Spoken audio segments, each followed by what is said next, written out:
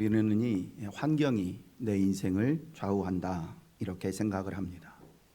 어떤 가정에서 태어났는지, 어떤 부모를 만났고, 어떤 선생님과 친구를 만났으며, 어떤 상처와 고통을 겪었는지, 사는 동안에 얼마나 공정한 대우와 정당한 기회를 제공받았는지가 내 인생에 지대한 영향을 미친다고.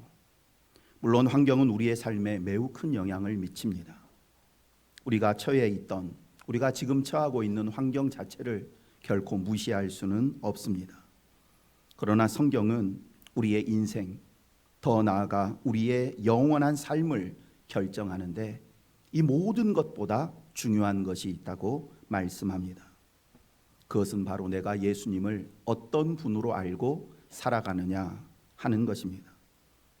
인류 역사상 가장 유명한 사람을 한 사람 꼽자고 하면 예수님이라고 할 수 있습니다. 예수님에 대해서 모르는 사람은 없다고 해도 과언이 아닐 정도입니다. 세상 거의 모든 사람들은 믿는 사람이든지 믿지 않는 사람이든지 예수님이 어떤 분이신지에 대해서는 어느 정도 한두 마디씩은 다 할 수 있습니다. 중요한 것은 예수님을 정확히 어떤 분으로 알고 있느냐, 예수님에 대한 이 지식이 얼마나 바르냐 그르냐에 따라서 우리의 인생 전체가 영향을 받습니다. 오늘 본문은 이러한 사실을 우리에게 분명하게 보여줍니다. 오늘 본문에 등장하는 두 행악자는 같은 장소, 같은 시간, 같은 형벌, 그리고 같은 죽음을 앞두고 있습니다.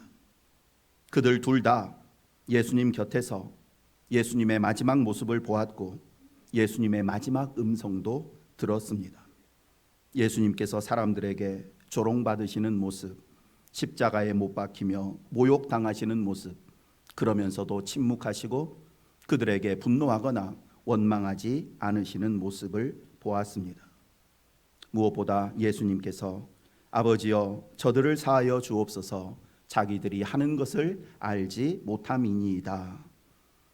기도하는 소리도 두 사람 모두 똑같이 들었습니다. 그리고 두 사람 모두 예수님 곁에서 죽었습니다. 그런데 죽음 이후에 두 사람이 간 곳은 완전히 달랐습니다. 한 사람은 멸망으로 갔고 한 사람은 낙원으로 들어갔습니다.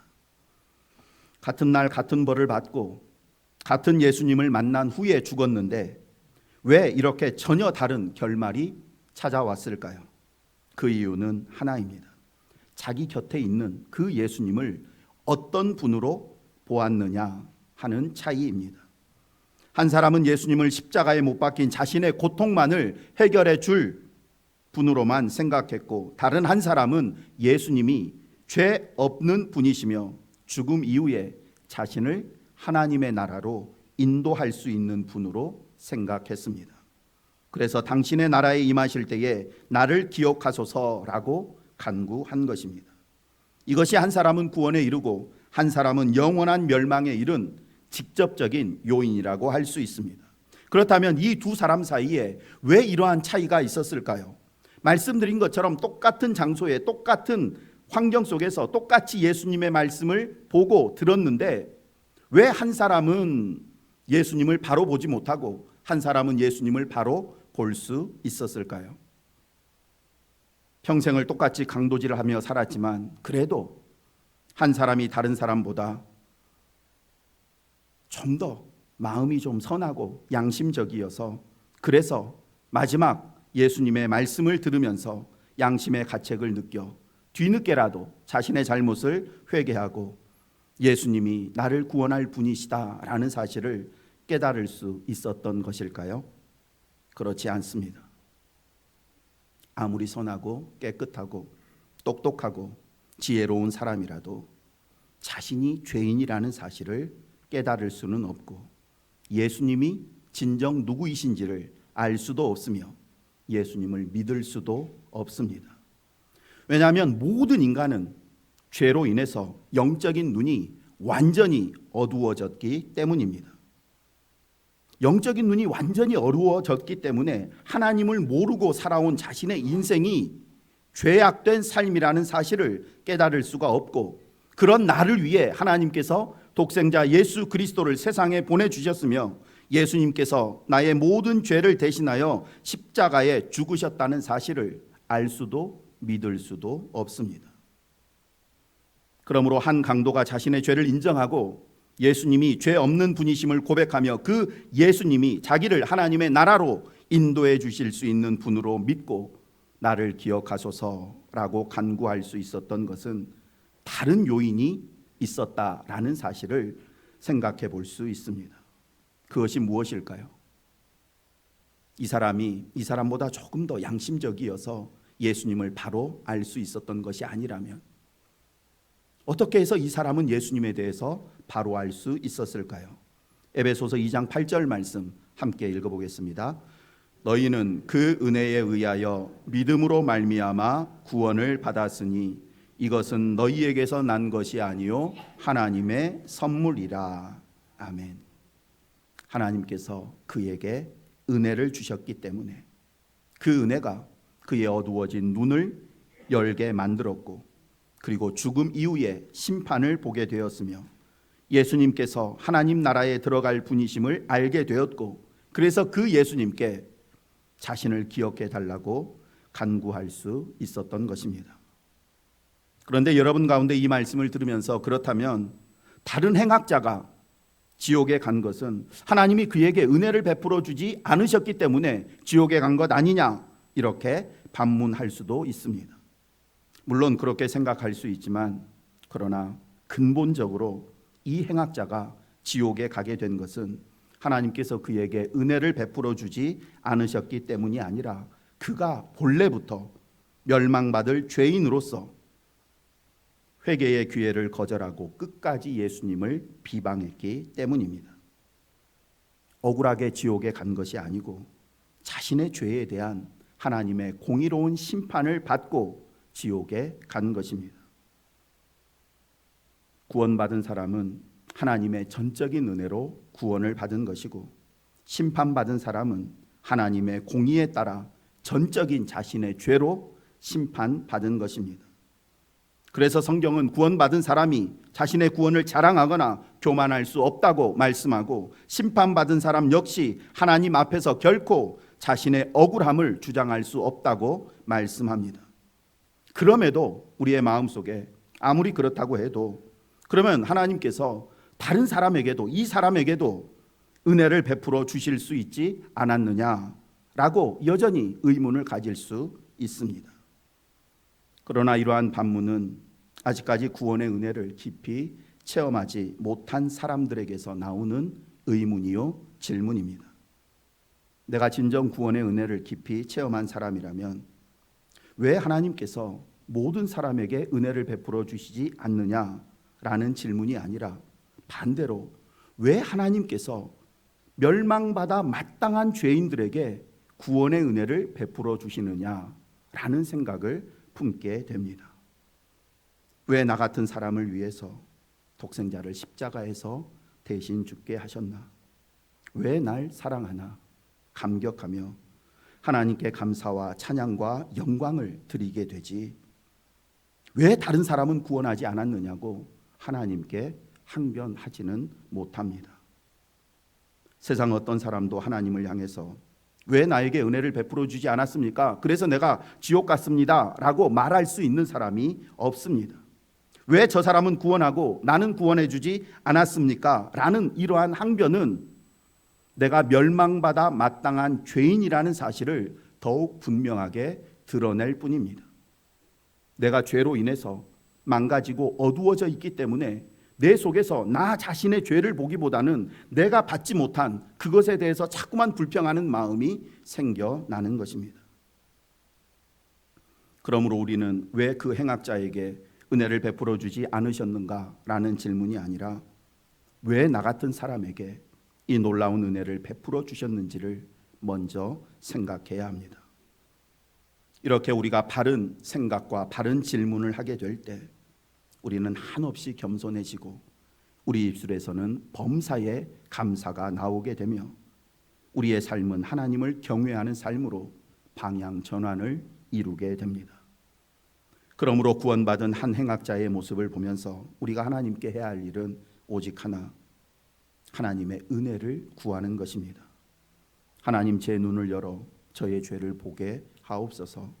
예수님이 누구신지 더욱 바르게 알게 하시고 십자가의 은혜를 온전히 깨달아 저도 저 행악자처럼 날마다 하나님의 긍휼을 더 구하는 삶을 살게 하옵소서. 이제 39절에 기록된 한 행악자의 말을 통해서 하나님의 은혜가 임하지 않은 인간이 어떤 상태에 머무르게 되는지, 하나님의 은혜가 임하지 않은 사람의 상태가 어떤 상태인지를 살펴보겠습니다. 달린 행악자 중 하나는 비방하여 이르되 네가 그리스도가 아니냐, 너와 우리를 구원하라 하되. 행악자의 이 말 속에 하나님의 은혜가 임하지 않은 타락한 인간의 본성이 얼마나 악하고 어두워져 있으며 영적으로 무지한지를 분명하게 볼 수 있습니다. 첫째, 하나님의 은혜가 임하지 않으면 예수님을 바르게 알 수가 없습니다. 그는 비방하고 비꼬는 말투로 네가 그리스도라면서 그러면 어디 한번 너 자신과 우리를 구원해봐라, 이렇게 예수님을 조롱했습니다. 이 사람에게는 예수님이 누구신지에 대한 관심이나 예수님을 믿고자 하는 마음이 전혀 없었습니다. 이 사람의 말을 최대한 좁게 해석해서 당신이 만약 그리스도시면 우리를 이 고통에서 벗어나게 해 주십시오. 그러면 제가 당신을 믿겠습니다 라는 의미로 이해한다고 해도 이것이 인간의 한계라는 사실을 드러내 보입니다.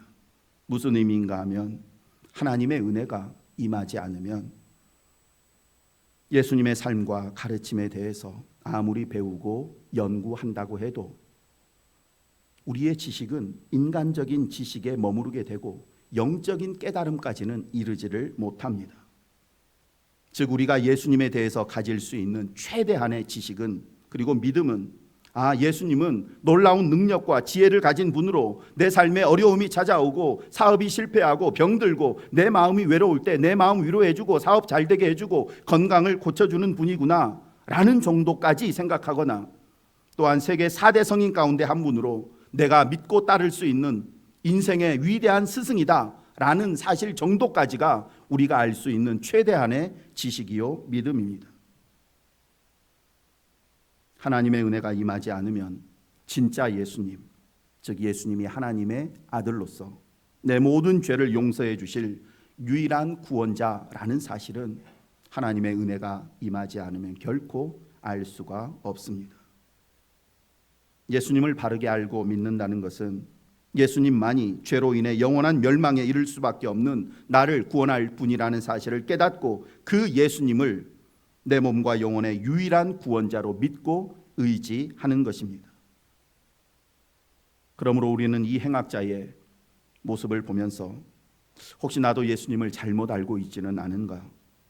나는 하나님의 뜻을 따라 살기 위해서 예수님을 믿는가, 아니면 내 소원을 이루기 위한 목적으로 예수님을 믿고 있는가? 진지하게 돌아보아야 합니다. 그래서 만약 나에게도 예수님에 대한 잘못된 지식과 믿음이 있다면 지금 이 시간 그 잘못된 지식을 바르게 만들어줄 수 있는 유일한 하나님의 은혜를 간절히 사모해야 합니다. 둘째, 은혜가 임하지 않으면 자신의 죄를 볼 수가 없습니다. 이 사람이 십자가에 달린 이유가 무엇입니까? 세상에서 가장 끔찍한 죄를 저지르고 그에 따른 형벌을 지금 받고 있는 것입니다. 그런데 그는 자신의 죄에 대해서 조금도 생각하지 않고 언급하지 않습니다. 십자가에 달린 이 형벌의 고통은 처절하게 느끼면서 이 고통을 만들어낸 자신의 죄에 대해서는 보지 못합니다. 자신이 왜 이런 끔찍한 고통을 겪고 있는지에 대해서는 생각하지 않고 그저 이 고통이 사라지기만을 원하고 있습니다. 이것이 은혜가 임하지 않은 사람에게 나타나는 두 번째 특징입니다. 자신의 잘못은 생각하지 않고 모든 책임을 다른 사람이나 환경 탓으로 돌리려고 합니다. 억울하다, 운이 없었다, 재수 없게 나만 걸렸다, 사람 잘못 만나서 내 인생이 이렇게 꼬였다, 변명하고 합리화합니다. 그렇기에 회개할 줄도 모르고 자신의 죄를 구원해 줄 구원자를 찾지도 않습니다. 그리고 말씀드린 것처럼 이러한 현상은 이 행악자 한 사람에게만 나타나는 현상이 아니고 하나님의 은혜가 임하지 않은 세상 모든 사람들에게 공통적으로 나타나는 현상입니다. 그러므로 우리 안에 내 삶의 고통만 보고 그 고통을 일으킨 원인을 보지 못하는 증상, 잘못한 일에 대해서 자꾸만 변명하고 핑계하고 합리화하려는 증상, 내 육신의 고통은 민감하게 느끼면서 영혼의 아픔은 좀처럼 느끼지 못하는 증상이 보이면 즉시 하나님의 은혜를 구해야 합니다. 이러한 증상이 나에게 나타나는 것은 하나님의 은혜가 나에게서 점점 희미해지고 사라지고 있다는 증거이기 때문입니다. 셋째, 은혜가 임하지 않으면 하나님을 두려워하지 않습니다. 그는 지금 자신의 죽음을 눈앞에 두고 있습니다. 죽은 다음에 하나님의 심판대 앞에 서게 됩니다. 그런데도 이 사람에게는 죽음 이후 하나님 앞에 서게 될 자신의 영혼에 대한 감각이 전혀 없습니다. 40절에 기록된 다른 행악자의 말을 빌리면 그는 하나님을 두려워하는 마음이 없습니다. 하나님을 두려워하지 않는다는 것은 단순히 하나님 무서워하지 않는다는 의미가 아니라 하나님을 내 삶에, 내 곁에 계시는 현실로 실제로 인식하지 못하고 살아간다라는 의미입니다. 입술로는 하나님이 살아계심을 믿는다고 말하면서 실제 삶 속에서는 하나님이 안 계신 것처럼 자기 멋대로 생각하고 말하고 행동하는 것, 이것이 하나님을 두려워하지 않는 것입니다. 무엇보다 하나님을 두려워하지 않는다는 것은 죽음 이후 심판을 생각하지 않고 살아간다는 의미입니다. 하나님을 두려워하지 않기에 하나님의 말씀보다 늘 자신의 감정과 경험을 더 중요하게 여기고 하나님보다는 주변 사람들의 시선과 세상의 평가를 더 의식하고 선악간에 결국 모든 것을 판단하실 하나님 앞에 서게 될 날을 망각하며 사는 것입니다. 그러므로 우리 안에 하나님보다 내 감정과 생각이 더 크게 작용하고 하나님보다는 세상의 평가와 사람들의 시선을 더 중요하게 의식하며 죽음 이후의 삶에 대해서 무감각하게 살아가고 있는 하나님을 두려워하지 않는 모습이 보이면 역시 즉시 하나님의 은혜를 구해야 합니다. 하나님을 두려워하는 마음은 하나님의 은혜가 임할 때만 생겨나기 때문입니다. 이 세 가지는 하나님의 은혜가 임하지 않은 모든 사람들에게 나타나는 공통적인 특징입니다.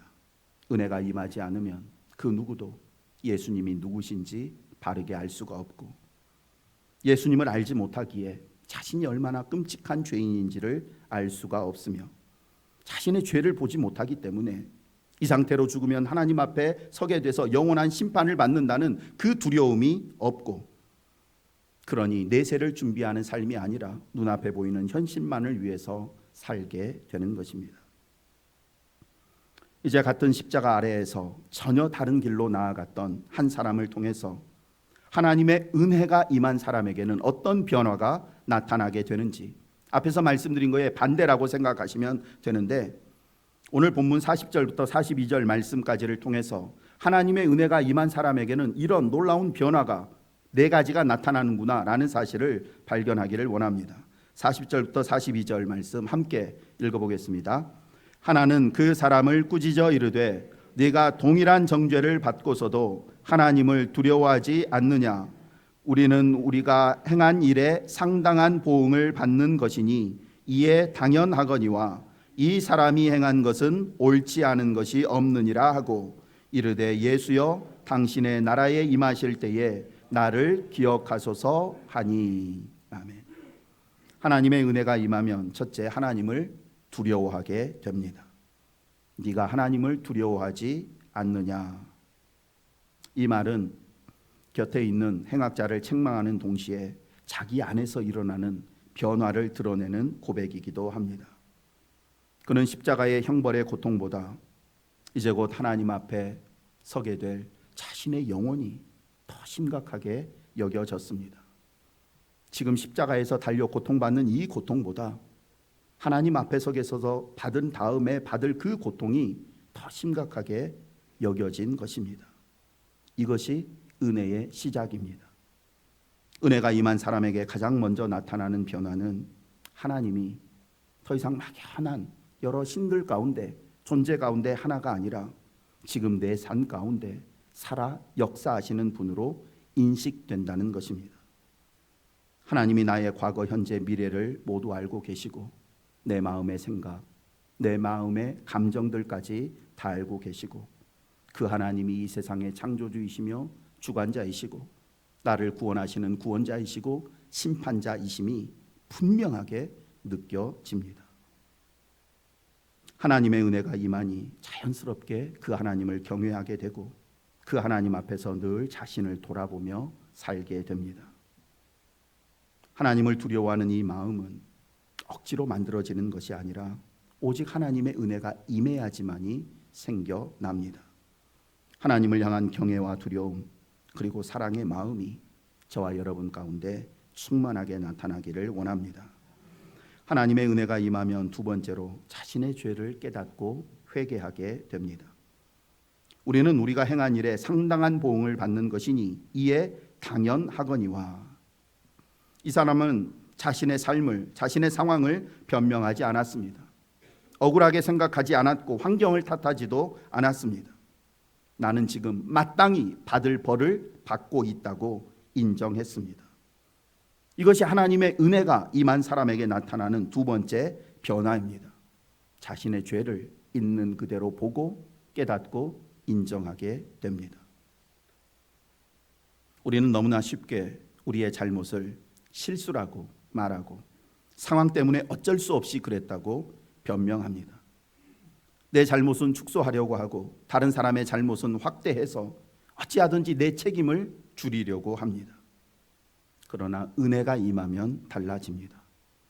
다른 사람의 죄보다는 언제나 내 죄가 먼저 보이고 눈에 보이는 환경보다는 내 마음속에 있는 죄가 먼저 보입니다.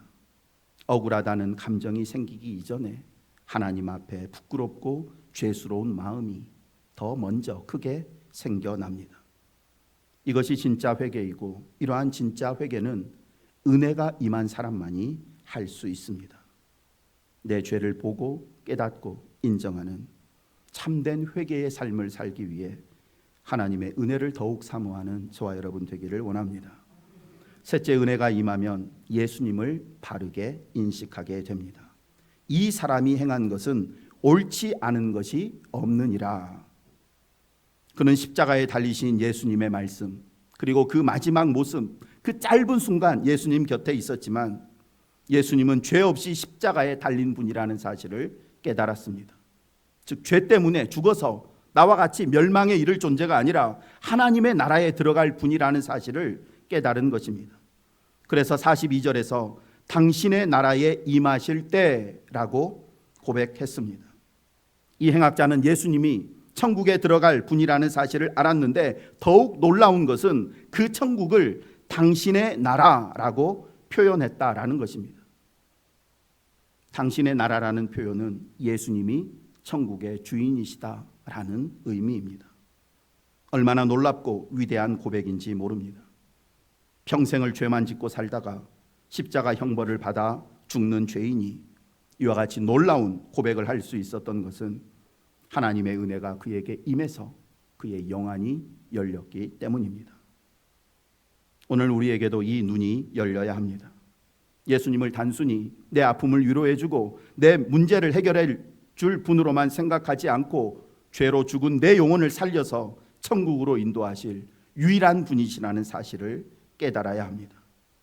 이를 위해서 하나님의 은혜를 간절히 사모하는 저와 여러분 되기를 원합니다. 마지막 넷째, 은혜가 임하면 예수님께 구원을 간구하게 됩니다. 예수여, 당신의 나라에 임하실 때에 나를 기억하소서.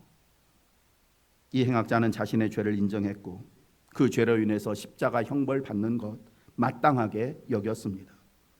그래서 십자가 고통 면하게 해달라고 구하지를 않고 자신의 영혼을 구해달라고 간구했습니다. 이 땅에서의 고통에서 벗어나는 것보다 죽음 이후 영원한 형벌을 받지 않고 하나님의 나라에 들어가는 것이 천배 만배 더 중요하다는 사실을 깨달았기 때문입니다.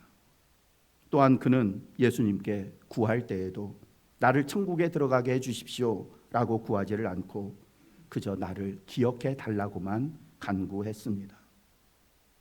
자신에게는 천국에 들어갈 수 있게 해달라고 요구할 아무런 자격도 공로도 없다는 사실을 깨달았기 때문입니다. 그래서 오직 예수님의 은혜만을 의지해서 겸손히 내 불쌍한 영혼을 기억해 달라고 기도한 것입니다.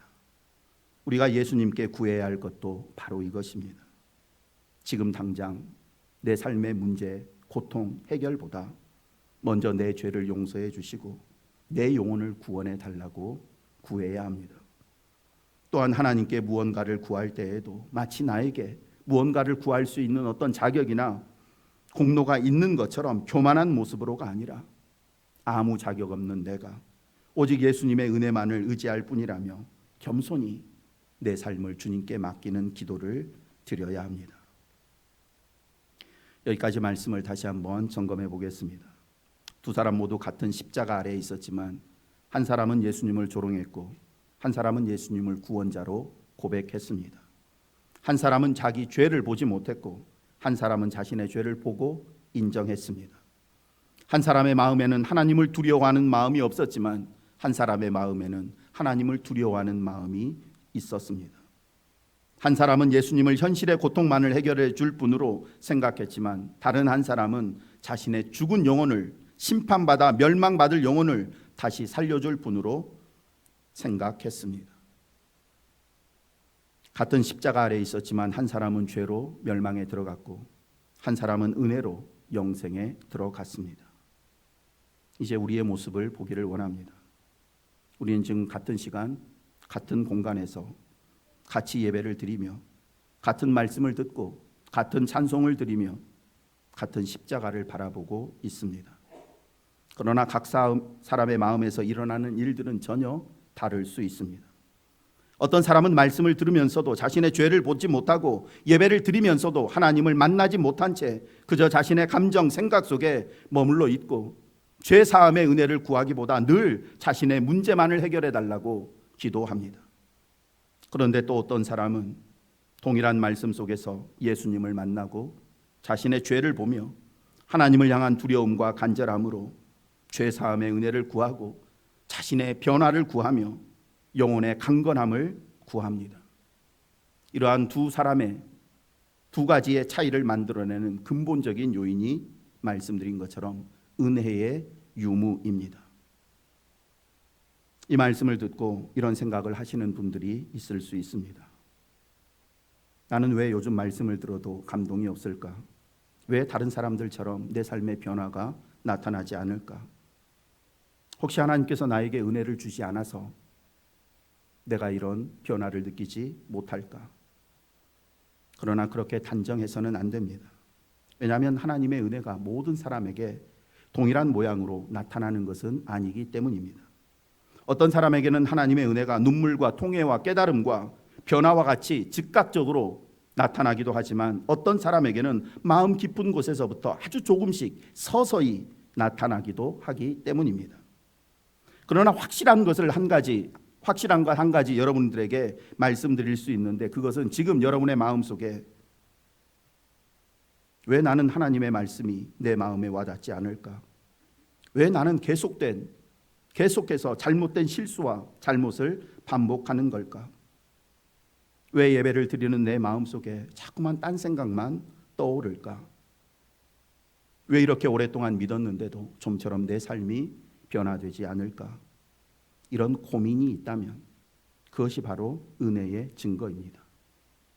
왜냐하면 하나님의 은혜가 임하지 않으면 그런 고민과 갈등조차 생기지 않기 때문입니다.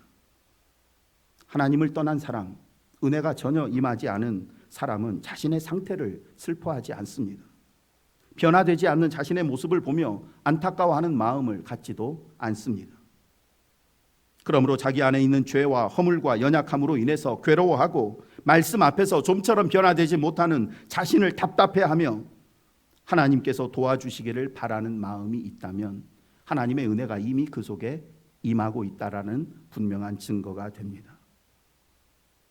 그러니 나는 감동과 변화가 없으니 은혜 못 받은 사람이구나 생각하지 마시고 오히려 하나님이 내 안에 임했는데 그 은혜를 내가 좀처럼 보지 못하구나 생각하면서 하나님 제 눈을 더 밝혀 주옵소서. 세상의 일들로 굳어진 제 마음 깨뜨려 주시고 제 안에 있는 죄를 더 애통하게 하시며 예수님을 지금보다 더 인격적으로 깊이 만나게 해 주옵소서 간구하시기를 원합니다. 그러면 주님은 우리의 그 갈급한 기도를 들으시고 우리를 변화시켜 주시고 회복시켜 주실 줄 믿습니다. 끝으로 행악자에게 행한 예수님의 말씀을 읽고 말씀을 마치겠습니다. 43절 말씀 함께 읽겠습니다. 예수께서 이르시되 내가 진실로 내게 이르노니 오늘 네가 나와 함께 낙원에 있으리라 하시니라. 아멘. 예수님의 이 짧은 한마디 말씀 속에 구원의 본질이 진리가 다 담겨 있습니다. 진실로 내게 이르노니 라는 표현은 예수님께서 언제나 반드시 일어날 일들에 대해서 진실로 내게 이른다 라는 표현을 사용하셨습니다. 즉 이 행악자에게 한 낙원의 약속은 반드시 이루어진다는 의미입니다. 그리고 오늘이라는 말은 구원이 먼 미래 막연한 사건이 아니라 지금 바로 예수님을 고백하는 그 순간 현재적으로 나타나는 구원 사건이라는 사실을 말합니다. 그리고 나와 함께라는 말은 구원의 핵심, 이것은 단순히 좋은 장소에 들어간다는 의미가 아니라 예수님과의 관계 속으로 들어가는 것, 이것을 구원이라고 표현하는구나 라고 깨닫습니다. 천국이 천국인 가장 큰 이유는 예수님이 바로 그곳에 계시기 때문입니다. 마지막으로 낙원에 있으리라 라는 말의 핵심은 예수님 안에서 참된 평안과 안식과 만족을 누리게 된다는 의미입니다. 말씀을 마칩니다. 같은 십자가 아래에 있었지만 한 사람은 끝까지 자신의 죄를 보지 못하고 멸망했고 한 사람은 예수님의 은혜를, 하나님께 은혜를 입어 자신과 예수님과 하나님을 보며 구원을 받았습니다. 이 시간 저와 여러분 모두 하나님의 은혜를 더욱 구하며 사모하시기를 원합니다. 지금 우리가 사순절의 시간을 보냅니다. 사순절은 형식이 아니라 우리의 영혼이 살아나는 생명의 시간입니다. 하나님의 구원이 가장 강력히 나타나는 은혜의 시간입니다. 십자가 아래에서 하나님의 은혜를 덧입어 낙원을 허락받았던 이 한 행악자처럼 저와 여러분도 사순절 예수 그리스도 십자가 아래에서 하나님의 은혜를 받아 예수님으로부터 오늘 네가 나와 함께 낙원에 있으리라 복된 음성을 듣게 되기를 간절히 소망합니다. 사랑과 은혜가 풍성하신 하나님 아버지, 오늘 말씀을 통해 같은 십자가 아래에 있으면서도 전혀 다른 길을 간 두 사람의 이야기를 통해 저희의 삶을 돌아보게 하시니 감사합니다. 하나님, 저희에게 은혜를 베풀어 주셔서 하나님을 경외하는 마음과 죄를 미워하는 마음, 그리고 영혼의 구원을 사모하는 간절한 마음을 허락해 주옵소서. 예배와 기도와 말씀 속에서 우리의 구원자 되시는 예수님을 만나게 하시고 그 예수님께 저희의 삶을 온전히 맡기게 하여 주옵소서. 그리하여 저희가 이 세상을 떠나는 날 주님으로부터 오늘 네가 나와 함께 낙원에 있으리라 음성을 듣는 복된 인생이 되게 하여 주옵소서. 예수님의 이름으로 기도드립니다. 아멘.